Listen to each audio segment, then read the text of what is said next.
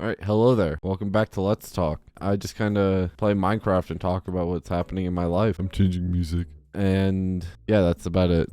So on the last video I did with this, people are asking why I don't play with shaders or do something with like texture pack. Simply put, I'm a hardcore player, so I don't really like using shader packs or stuff that will lag my game. I have shaders installed, like here. They lag my PC and I don't really like that.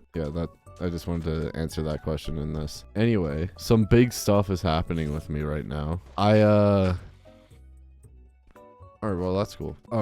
But some cool stuff is happening to me. I asked out someone, and I didn't really get a response back. They said that they need to think about it, which, I mean, yeah, okay. So, and they haven't responded back, and they're very slow to respond on Discord. I get very worried, but what it is what it is. This is also what I alluded to in the last episode when I talked about I might be living proof of something, and that was I may be living proof that weebs can have confidence to ask out someone. She just hasn't responded, so I get worried, but I can't control that. And I also want to talk about some drama that's happening, or that has happened. Basically, with my IRL friends at school, they have this big group chat where like everyone is. And I wasn't in this group chat. I had one of them add me, which they did. And then I saw like one message get sent, and then I was removed. Because as it turns out, this one girl that was just an utter dick to me all throughout my junior year is in that group chat. And I think she hates me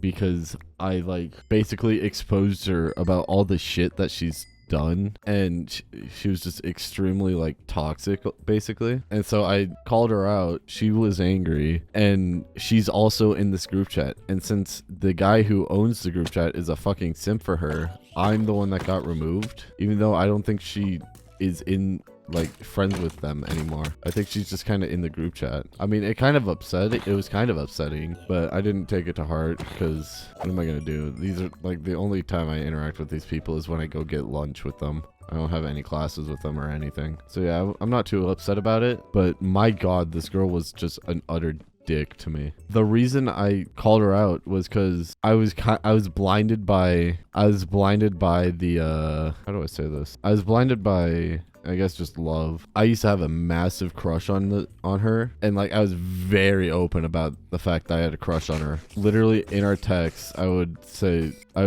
like I love you and all that, and then she would just be like just completely skip past it, and then wouldn't answer me when I asked about like why. She just wouldn't answer. This is like the same kind of person who would say, "Oh, I don't want to be a burden to others, so that's why I'm not going to get therapy." Which, if you feel like you need therapy and you need to get professional help, then please do. All right, well, that's enough about love. Not a lot of people know this, but I used to be a Boy Scout, and I'm no longer one because, well, I'm 18. I aged out. It's kind of sad to think about, really. Like, I spent half my life just doing this one thing, and then to just stop because I'm 18. It's kind of sad, but I can't do anything to control that. But Boy Scouts was a fun experience. It taught me a lot of things. Like, it taught me a lot about myself. Like, I found out I love cooking from it. The first merit badge I did, which merit badges are like, it's like badges of accomplishments for doing a bunch of things relating to something. And the cooking merit badge was the first one I did. I used to have like a mild love for cooking, but that merit badge just like really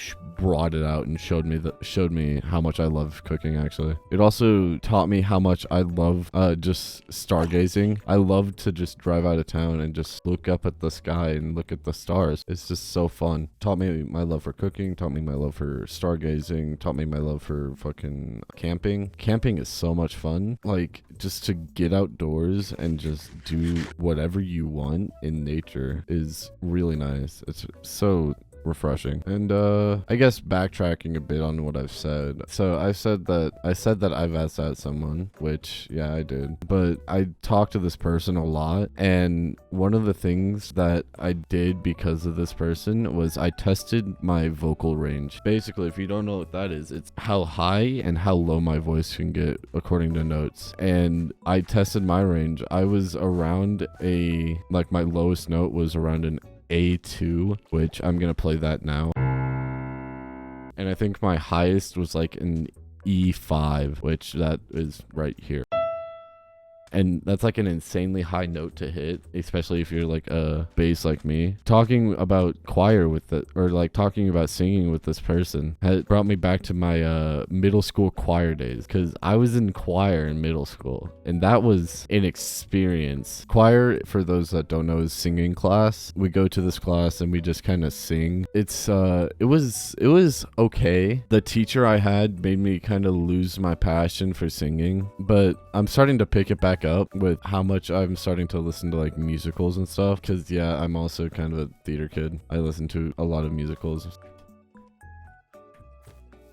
Yeah, choir, it taught me how much I loved singing, but it also taught me how much I now hate it. I mean, it was okay. It's just the teacher absolutely killed singing for me my 8th grade year. It took me a while to like gain the confidence to start singing again. The teacher ruined it for me so much. Every opportunity I would get to not sing, I would take. Basically, that was like one of those opportunities would be, we would go on field trips a lot, which was one of the reasons I stayed in the class, was just because of the field trips. But we went on field trips a lot. I would just like ask to be the tech guy, the guy running the computer with all the music on it, so I didn't have to sing, because I was like the only person in the class that could actually operate Apple libraries. Was, I guess, a plus for me, because it just meant that I was the only one operating the computer for the music, and that got me out of singing a lot. Like I said, it kind of killed singing for me. Not until recently. I used to hate it, and the only reason I picked it up again was because of the person I'm talking to, who listens to a lot of musicals and like does a lot of stuff with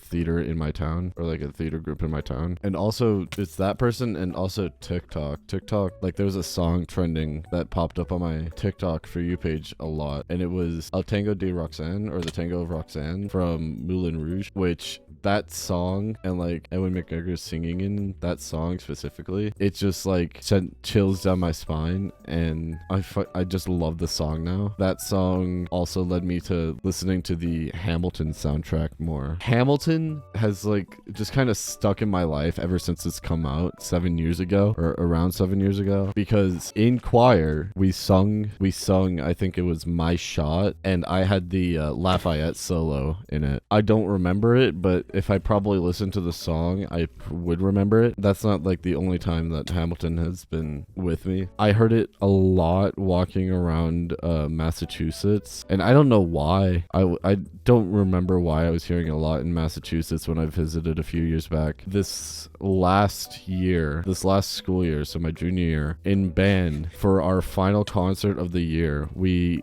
played You'll Be Back song, the one that like the King of England sings in the play. And that was, I mean, it was a fun concert, because that semester, or that school year, we didn't have a lot of kids in band, and we played that with both my band and the marching band, so it was fun.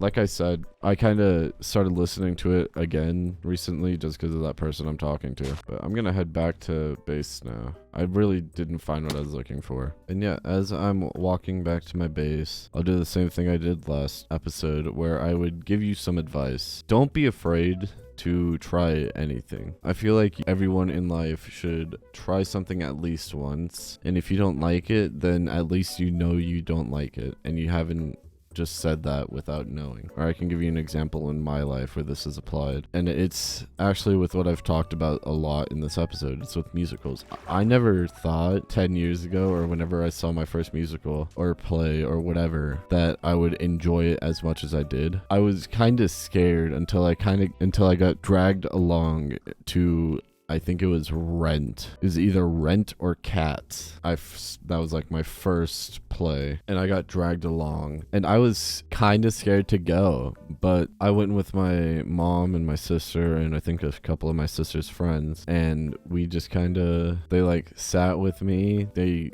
explained what was happening to me so I would get it, and it was just a very enjoyable experience in the end because of that. And before the episode does end, I'm going to make a farm real quick, actually. Since I really didn't accomplish much in this episode, I'm just going to do this to to say that I actually did something here, something to progress. But yeah, I didn't know that I would like musicals as much as I do now if it wasn't for that first time. So don't be afraid to go out and do something, like go to a musical or go out to the amusement park with some friends. Thank you guys once again for listening to me ramble. That's all I got. I'll see you in the next one. Attack on Titan, Tokyo Ghoul. These hentai babes make me drool. Hatsune Miku is great. She makes me masturbate. Fairy tale.